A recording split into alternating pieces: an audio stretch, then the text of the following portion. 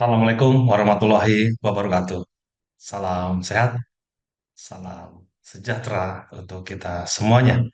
Pada pertemuan kali ini saya akan menyampaikan materi tentang sertifikat elektronik, yaitu sertifikat tanah dalam bentuk elektronik. Saat ini sertifikat sudah berkembang menjadi sertifikat tanah elektronik. Seperti apa formatnya, seperti apa bentuknya, dan kemudian bagaimana jika kita ingin melihatnya secara elektronik, kemudian juga apa manfaatnya. Kita coba lihat terlebih dahulu ketentuan yang mengatur terkait dengan hal ini. Di sini saya tampilkan tentang peraturan Menteri Agraria Tata Ruang garis miring Kepala Badan Pertanahan Nasional nomor 3 tahun 2023 tentang penerbitan dokumen elektronik dalam kegiatan pendaftaran tanah. Di dalamnya terdapat ketentuan mengenai penggunaan sistem elektronik dalam kegiatan pendaftaran tanah, kemudian dokumen elektronik dalam kegiatan pendaftaran tanah, dokumen elektronik hasil alih media, dan edisi sertifikat elektronik. Di dalam ketentuan ini diatur tentang format sertifikat elektronik. Ini adalah bentuk formatnya, yaitu halaman 1 dan halaman 2. Kemudian di dalamnya terdapat beberapa informasi yang disampaikan di dalam sertifikat elektronik tersebut. Kemudian di dalam sertifikat elektronik ini tentunya ada hal yang perlu kita cermati, yaitu tentang keamanannya.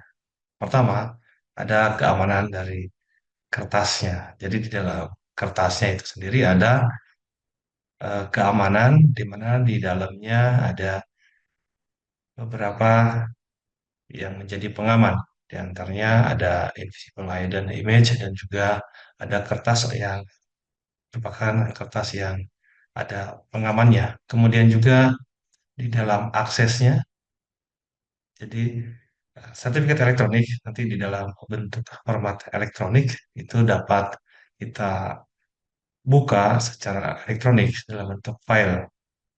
Kemudian selain file ada juga yang dicetak.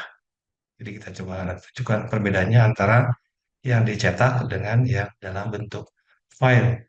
Dan file tersebut dapat diakses menggunakan aplikasi Sentuh Tanahku. Karena di dalamnya ada QR code yang dapat dibuka hanya dengan menggunakan aplikasi Sentuh Tanahku. Kemudian ada autentikasi sertifikat elektronik. Di dalamnya ada kode, kode yang merupakan kode pengaman, dan di dalamnya dokumen tersebut juga ada tanda tangan elektronik. Di mana tanda tangan elektronik ini juga sudah terdaftar dan ada validasinya. Jadi tidak menggunakan tanda tangan yang merupakan tanda tangan basah, tapi dengan tanda tangan elektronik yang sudah terdaftar tentunya. Kemudian filenya juga tersimpan dengan aman. Jadi file tersebut tentunya hanya ada satu, unik juga. Jadi ketika sudah ada barcode-nya atau sudah ada QR kodenya, jadi sudah ada QR kode. Nah, QR kode ini akan menuju kepada satu file yang unik. Jadi file tersebut hanya itu. Jadi ketika kita buka QR kodenya menggunakan aplikasi Santutan Aku, maka yang akan terbuka adalah hanya file yang merupakan file yang dituju oleh QR kode tersebut yang merupakan sertifikat elektronik, dan di dalamnya memuat informasi tentang apa yang ada di halaman satu di eh, sertifikat tersebut, dan juga di halaman 2. Halaman satunya berupa informasi siapa pemegang haknya, kemudian NIB-nya, kemudian juga di dalamnya juga ada informasi tentang kode tertentu yang memang disiapkan untuk pengaman, dan di halaman 2-nya ada letak bidang tanah. Nah, ini contoh. sertifikat elektronik yang dicetak. Ini hasil cetakannya. Jadi ketika sudah selesai prosesnya untuk proses sertifikatannya, maka akan diterbitkan sertifikat. Dan sertifikat yang terbit itu adalah sertifikat elektronik. Nah, ini contoh bentuknya. Di dalamnya ada gambar yang memang gambar itu hidden, jadi memang sebagai pengaman, dan kertasnya juga khusus. Kemudian juga untuk printernya juga dibuat printer yang khusus yang bisa membuat cetakan itu menjadi eh, satu lembar saja, tapi ada dua halaman, depan dan belakang, di mana yang dimuat di halaman satunya di gambar yang sebelah kiri, kemudian yang di sebelah kanan ini adalah gambar letak bidang tanahnya. Ini ada garis putih, itu sebenarnya saya tutup untuk keamanan data dan informasi. Jadi ini bentuk yang dicetak.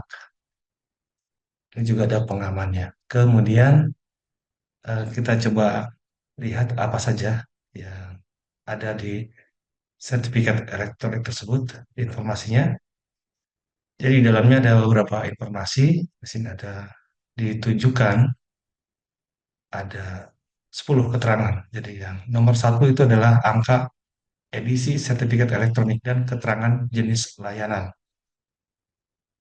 Kemudian yang dua adalah jenis hak dan NIB.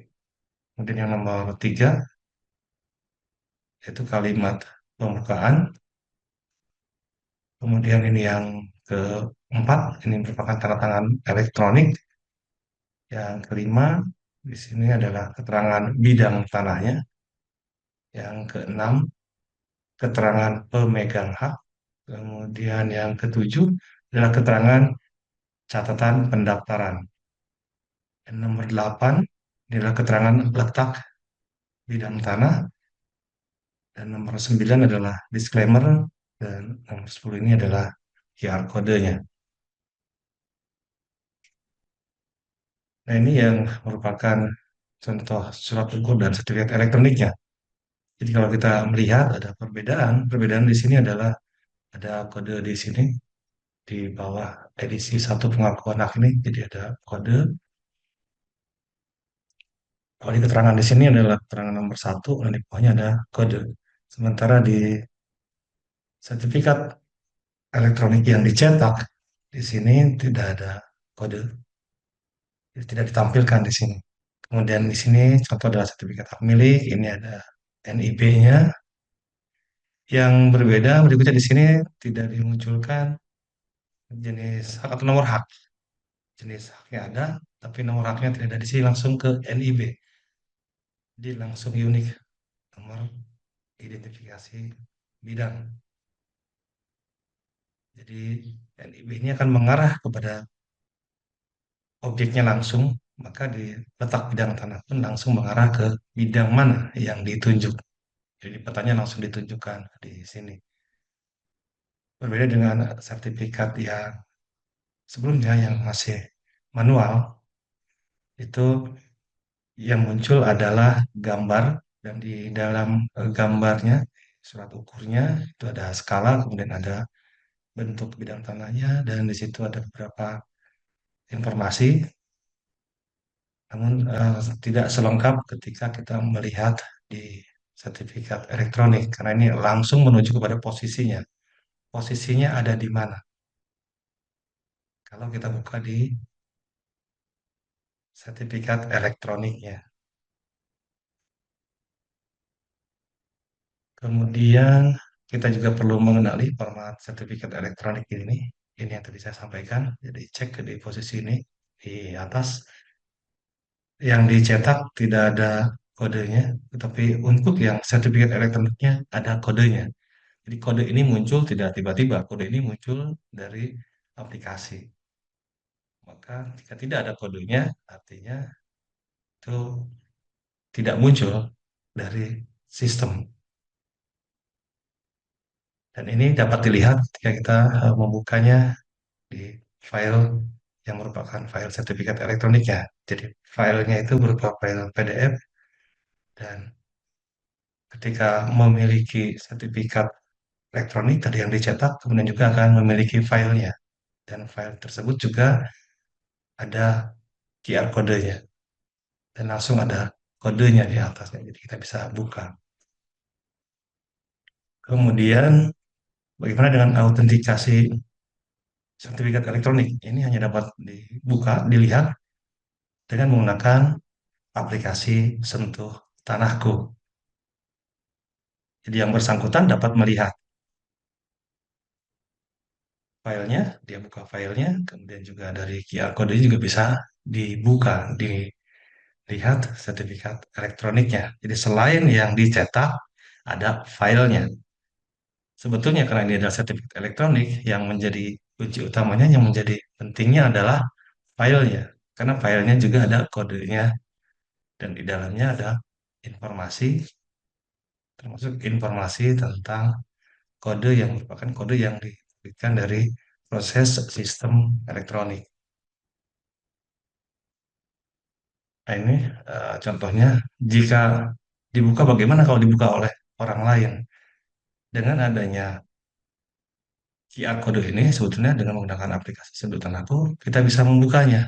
Namun ketika dibuka oleh seseorang atau oleh orang yang perlu melihat informasinya, maka akan muncul informasi di belakangnya, dibuka oleh siapa, tanggal berapa. Inilah keamanan. Jadi sehingga tidak sembarang orang untuk melihat membuka. Boleh melihat, boleh membuka jika memiliki aplikasi sentuhan aku, tetapi dalamnya nanti akan muncul siapa yang membukanya. Jadi informasinya berapa kali dibuka, siapa yang membuka akan tersimpan datanya.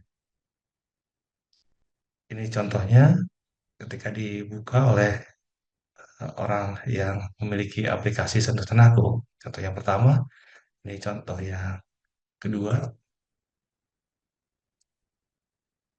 Jadi ada informasi yang saya blok sedikit karena untuk kerahasiaan data dan informasi.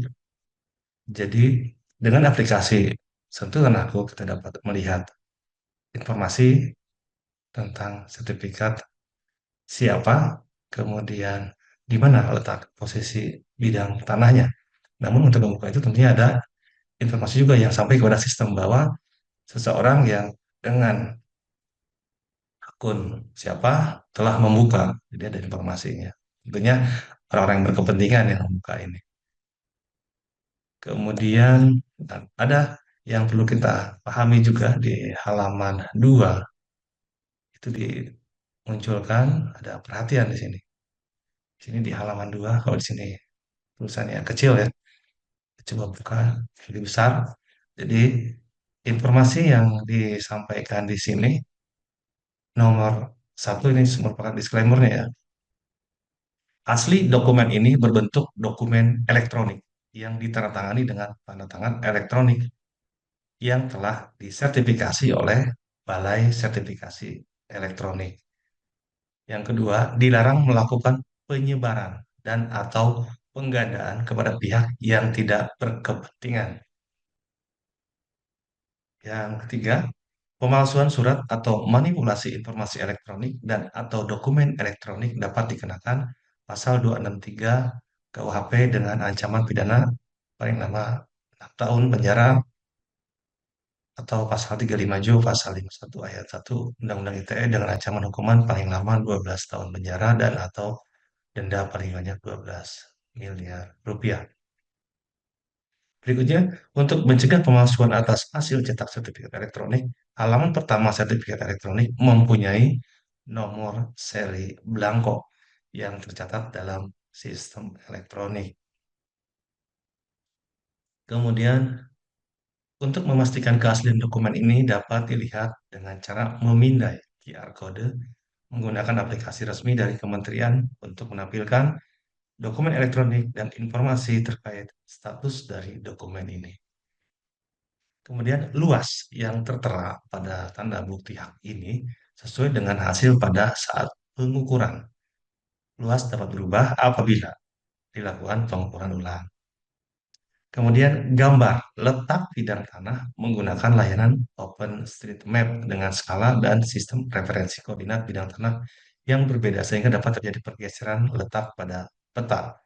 Yang dimaksud di sini adalah ada kemungkinan informasi yang tampil bidang tanahnya ternyata kok agak nempel ke jalan atau mungkin seperti bergeser agak jauh mungkin ya, tapi tentunya tidak terlalu jauh. Jadi ada beberapa meter mungkin kalau kita lihat dari gambar sudah sesuai sepertinya.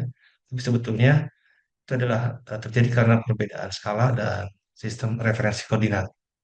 Tetap bidang tanahnya adalah seperti itu bentuknya, hanya dalam pemetaannya saja. Kan di sini ada informasi bahwa gambar letak bidang tanah menggunakan layanan OpenStreetMap dengan skala dan sistem referensi koordinat bidang tanah yang berbeda, sehingga dapat terjadi pergeseran letak pada peta.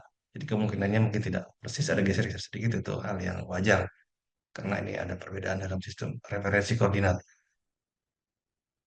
Kemudian jika terlalu jauh, jika terlalu jauh mungkin tentunya perlu diklarifikasi lebih jauh di kantor pertanahan. Kemudian pemegang hak wajib mengetahui dan menjaga batas bidang tanah. Setiap perbuatan hukum atas bidang tanah ini termasuk perjanjian pengikatan jual beli, perjanjian sewa atau bentuk lainnya wajib didaftarkan ke kantor tanah setempat. Dan apabila bidang tanah akan dijadikan jaminan utang hanya dapat dilakukan melalui lembaga hak tanggungan. Hasil cetak sertifikat elektronik ini tidak diperbolehkan untuk dijadikan jaminan utang dalam bentuk gadai atau bentuk lainnya selain hak tanggungan. Jadi kita perlu memahami disclaimer ini dan selanjutnya kita ingatkan kembali tentang bentuk sertifikat elektronik, format dan tampilan sertifikat elektronik. Dengan adanya sertifikat elektronik ini semoga dapat mengurangi terjadinya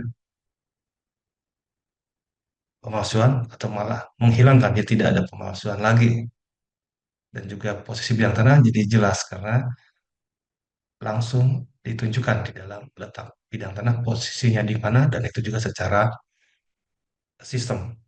Jadi ketika dibuka QR kodenya kemudian bisa ditunjukkan informasi di mana posisinya.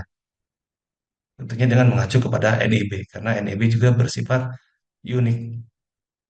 Jadi ketika sudah ada satu NIB tidak mungkin ada NIB yang sama. Jadi posisinya akan tetap di situ ketika NIB-nya NIB-nya sama ya di situ posisinya.